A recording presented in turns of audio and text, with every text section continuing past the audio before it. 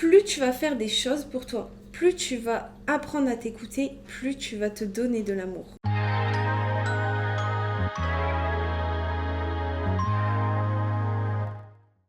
Salut petit eucalyptus, aujourd'hui je suis super contente de te retrouver dans une nouvelle vidéo. Aujourd'hui on va apprendre à se donner de l'amour et s'aimer plus. Cette vidéo fait partie d'une série de 3 vidéos. Je t'invite à aller voir les 2 premières si tu n'as pas encore été les voir parce qu'elles vont servir à cette vidéo aussi. Dans la première vidéo, je t'aide à répondre à la question de qui suis-je. Je t'aide à en savoir un peu plus sur toi et à te comprendre plus. Dans la deuxième vidéo, je te parle du corps. Je te montre au travers de cette vidéo que ton corps est bien plus qu'un squelette et des muscles. Je t'apprends à considérer plus ton corps et du coup à te considérer plus. Aujourd'hui, on va rentrer dans le vif du sujet. Comment s'aimer ?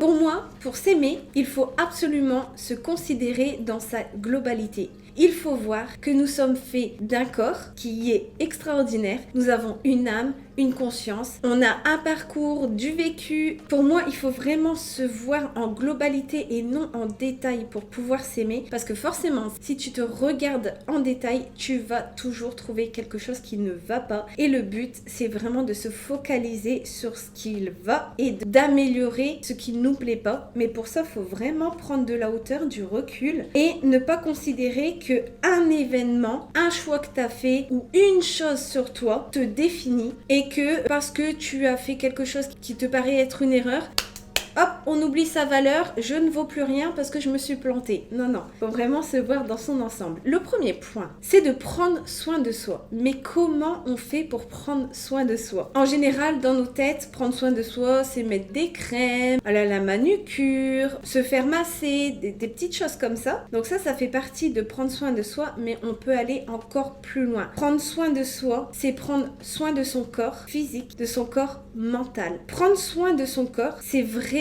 apprendre à l'écouter. De quoi mon corps a besoin là, maintenant ?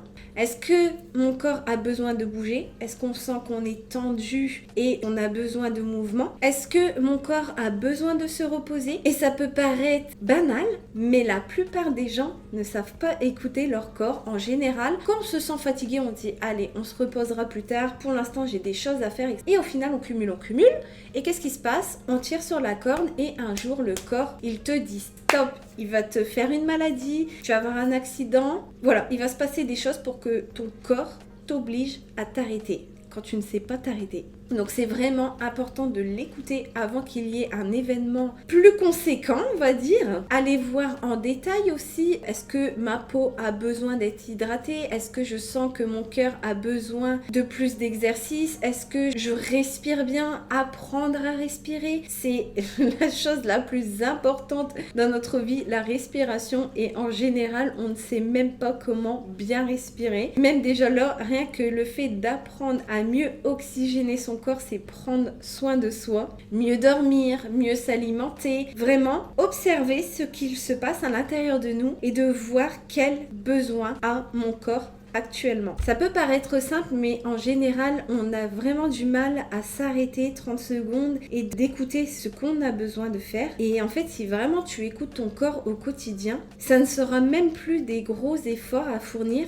parce que tu auras entretenu ton corps quotidiennement et tu auras appris à l'écouter. Tout le stress, toute la fatigue que tu cumules, toutes les tensions ne va plus être aussi intense que si on ne l'écoutait pas. Ça va te prendre moins de temps de répondre aux besoins de ton corps au quotidien que si tu le fais une fois tous les 6 mois. Et après, tu vas remarquer que plus tu vas t'occuper de toi, plus tu vas vraiment écouter ton corps, plus tu vas vraiment te connecter avec toi et du coup, il y aura un lien d'amour qui va se créer parce que tu vas considérer plus ton corps. Ton corps a de la valeur et qui est dans ce corps, c'est toi. Plus tu donnes de la valeur à ton corps, plus tu te donnes de la valeur à toi et du coup, plus tu te donnes de l'amour. Prendre soin de son mental. On le met souvent de côté. C'est vrai qu'auparavant, avant, on ne pensait pas du tout au mental, on refoulait nos émotions, on refoulait nos traumatismes parce que on considérait que c'était pas important. Aller chez un psychologue, c'était vu comme être fou, alors que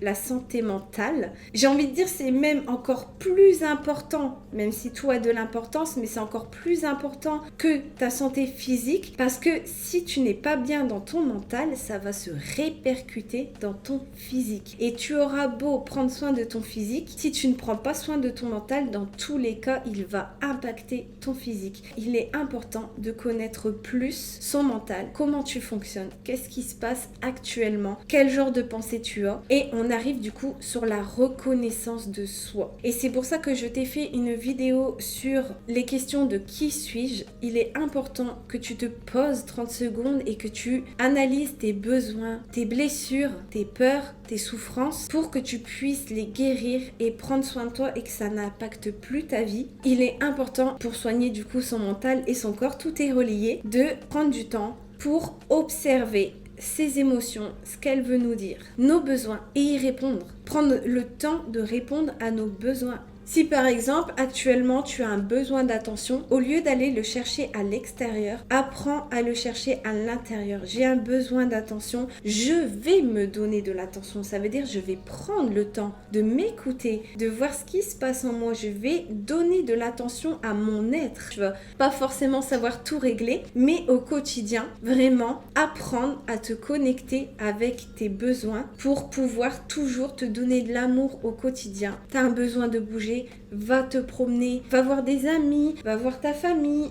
Écoute-toi, prends le temps de faire des choses dont tu as besoin. En général, quand on n'est pas bien, on fait tout l'inverse et c'est pour ça qu'on reste dans le « je ne suis pas bien, je ne sais pas m'aimer », etc. Parce qu'on ne se donne pas assez d'attention, on ne s'écoute pas assez. Et l'amour, ça commence par là. Par rapport à la première vidéo aussi, je te parlais des limites. Reconnaître ses limites pour pouvoir les imposer aux autres. Parce qu'au quotidien, si tu laisses les gens dépasser tes limites, c'est comme si tu ne t'aimes pas assez au point de te laisser envahir par les personnes. C'est important d'écouter ses limites et de les appliquer pour se rendre compte que nous sommes importants pour nous. Nos besoins sont importants, nos limites sont importantes. Toujours se recentrer sur soi et d'oser s'affirmer, oser dire non. C'est aussi du coup se respecter et du coup se donner de l'amour. Plus tu vas faire des choses pour toi, plus tu vas apprendre à t'écouter, plus tu vas te donner de l'amour. On vient au point où il faut reconnaître ses blessures et commencer à les guérir. Tu vas pas forcément te rendre compte de tes blessures tout de suite, c'est un long chemin.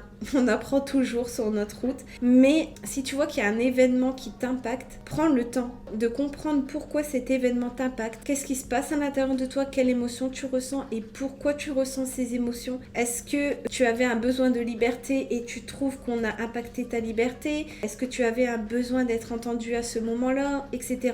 Essayez de calmer ces émotions pour pouvoir observer ce qu'il se passe et de voir quelle blessure est derrière cet événement. Et surtout, quand tu fais ça, tout ton chemin de guérison, il est important que tu aies de la compassion pour toi. De ne pas te juger, parce qu'on a tous nos parts d'ombre et de lumière. Et d'ailleurs, s'aimer, c'est s'aimer dans son entièreté avec ses parts d'ombre et ses lumières, ses blessures comme ses apprentissages. Ne pas se dévaloriser par rapport à nos souffrances, par rapport à nos émotions. Elles sont juste un message pour apprendre à se connaître. Il est important que tu t'observes sans te juger et en étant la meilleure amie que tu puisses être pour toi, pour que tu puisses avancer et guérir tes blessures. C'est comme ça que tu te donnes de l'amour, en apprenant à ne pas te juger. Je ferai une vidéo sur le jugement, mais quand tu te juges, tu te mets dans une case, ça c'est bien, ça c'est pas bien. En général, tu vas plus repérer les erreurs. Je mets des guillemets parce que pour moi, il n'y a pas d'erreur dans la vie. Il n'y a que des expériences. Par exemple, tu vas te focaliser sur tes erreurs et tu vas oublier tout le reste de ta personne. Tu vas oublier les choses extraordinaires que tu fais, que tu sais faire, toutes tes qualités, etc. Et c'est ça qui fait que tu perds de l'amour de toi et de l'estime parce que tu te définis par rapport à un aspect de toi, à une chose que tu n'as pas su faire, plutôt que vraiment tout le temps reprendre du recul et se dire ok, je ne sais pas faire cette chose mais je vais apprendre à gérer. Je vais apprendre à guérir ma blessure. Je vais apprendre à améliorer des points que j'aimerais améliorer. Mais ça ne change pas l'amour que j'ai pour moi. C'est juste des apprentissages que je fais au quotidien, mais ma valeur ne change pas. Que tu fasses des erreurs ou pas, tes qualités ne disparaissent pas. Donc il est important toujours de se donner de la compassion et du temps. Ça, c'est s'aimer, se donner le temps de guérir. Se pardonner, c'est super important. On repart souvent dans le passé et on se dit j'aurais dû faire comme ci ou comme ça, j'aurais pas dû faire ça, mais à l'époque, tu n'avais pas les outils que tu as là actuellement. À l'époque, tu avais la charge émotionnelle face à l'événement. Il faut savoir que l'on fait toujours de notre mieux avec les armes qu'on a sur le moment. Ça sert à rien de s'en vouloir, d'avoir des colères sur soi parce que à l'époque, quand la chose s'est passée, tu as répondu du mieux que tu pouvais. Ce que tu peux faire, c'est de te dire, ok, sur ce point-là, je trouve que j'aurais pu faire mieux, mais pourquoi du coup j'ai fait cette erreur? Qu'est-ce qui m'a amené à ça? C'est souvent dû à des blessures d'ailleurs, et te dire, bah ok, j'aimerais ne plus reproduire cette erreur, du coup je vais apprendre à guérir ma blessure, je vais apprendre d'autres méthodes pour faire les choses autrement. C'est tout, il n'y a pas besoin de se juger et de toujours être en colère sur soi. On peut toujours modifier notre façon de réagir face à un événement. Il est important de lâcher prise sur les événements passés. De toute façon, tu ne peux plus les changer. C'est comme ça. Pardonne-toi. Se pardonner, c'est se donner de l'amour. Là, on entre dans les actions à faire pour nous-mêmes. Il est important de faire les choses qu'on aime. Ah, ça peut paraître simple. Ah, quelle phrase bateau, faire des choses qu'on aime, mais c'est évident. Non, c'est pas si évident que ça. Parce que, en général, quand tu vas pas bien, qu'est-ce que tu fais? Tu te morfonds dans ton lit, sous ta couette. Alors, il n'y a rien de mal à ça. Il faut le faire pour évacuer de temps en temps. Mais surtout, se remettre en selle sur les choses qu'on aime. Il est important de se nourrir au quotidien de choses qu'on aime parce que faire des choses qu'on aime, ça nous remplit d'amour. Et si tu fais ça au quotidien, tu resteras plutôt stable avec l'amour de toi. Souvent, on dit on n'a pas le temps de faire telle ou telle chose. Mais en vrai, c'est nos priorités le problème. On ne met pas la priorité sur nous. On ne met pas la priorité sur notre santé. On met la priorité sur ça ou ça. Mais c'est pas une question de temps. Alors si tu veux commencer à être dans les meilleures énergies pour toi, mets-toi en priorité. Même si c'est que 15 minutes par jour, prends ces 15 minutes pour toi. Savoir se faire plaisir, que ce soit par des cadeaux, par de l'attention, par faire des choses qui te détendent, que ça soit de la plus petite chose à la plus grande chose. Si tu as envie de manger un chocolat, mange un chocolat. Si ton plaisir c'est d'aller prendre un bain, prends un bain. Prends vraiment du temps au quotidien pour te donner des petits plaisirs de la vie. Pour les observer aussi, surtout, parce que parfois, il y a plein de petites choses qui nous font plaisir au quotidien, mais on s'en rend pas compte. Donc, c'est bien aussi de les mettre en lumière. Se donner de l'amour, c'est par plein de choses que tu vas faire au quotidien qui vont montrer ton importance, tout simplement. Autre chose qui me paraît super important, c'est apprécie ta compagnie. Apprends à faire des choses seule. Pour te montrer que la solitude n'est pas un problème, passer du temps avec toi, c'est génial. Plus tu vas passer du temps seul à faire des choses que tu aimes, plus tu vas t'apprécier, apprécier ta compagnie et du coup t'apprécier toi. Au début, c'est pas forcément facile si tu as toujours tendance à vouloir être accompagné pour faire des choses. Tu peux faire des petits pas. Je n'étais jamais seule auparavant, jusqu'au jour où j'ai eu mon appartement et je me suis rendu compte que, en fait, être seule, c'est trop bien. T'es vraiment connecté à ton énergie et tu fais vraiment les choses en fonction de toi. Même faire les magasins, je n'osais pas. Après, j'ai appris à aller faire les magasins toute seule. Je me suis dit, au pire, je rentre dans le magasin, je vois, je fais le tour. Si je sens que je suis stressée, je ressors, c'est tout.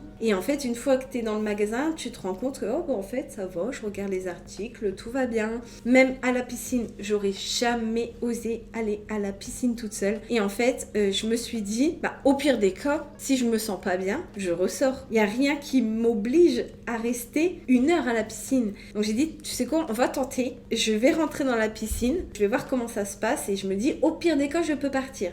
Et en fait, j'ai été étonnée, je suis restée plus d'1h30 à la piscine toute seule et tout s'est bien passé en fin de compte. Donc tente des choses, essaye d'aller au-delà de tes peurs, mais petit à petit, et tu verras qu'en fait, il y a des blocages que tu as qui sont juste dans ta tête parce que tu penses avoir besoin de quelqu'un, parce que tu as toujours été accompagné de quelqu'un, mais au final, tu peux apprécier ta compagnie et faire des choses seul. Et plus tu vas faire ça, plus tu vas apprécier ta compagnie et du coup, plus tu vas t'aimer. Le dernier point que je vais aborder, c'est se rappeler régulièrement nos qualités, nos valeurs, etc. C'est pour ça que je t'ai fait la première vidéo. Au tout début, si tu as du mal, justement, si vraiment tu ne t'apprécies pas du tout, c'est important d'aller revoir régulièrement, quitte à prendre 5 minutes par jour, à relire tes valeurs, tes qualités, tes forces, ce que tu aimes, être connecté à ces bonnes énergies envers toi. Tout ce qui augmente ta valeur, c'est important que tu le relises régulièrement, que ça rentre dans ton esprit et que ça ait de l'importance. Tu vas commencer à te donner de la valeur et du coup t'aimer plus. Alors je pense qu'il y aura d'autres points que j'aborderai plus tard parce qu'on peut s'aimer de plein de manières différentes. Mais j'espère que déjà cette vidéo, elle aura pu t'aider. N'hésite pas à me le dire en commentaire, ça me ferait plaisir d'avoir vos retours. N'hésite pas aussi à t'abonner si tu veux être au courant de mes prochaines vidéos. Sur ce, je te quitte, je te dis à une prochaine vidéo. Ciao, bye.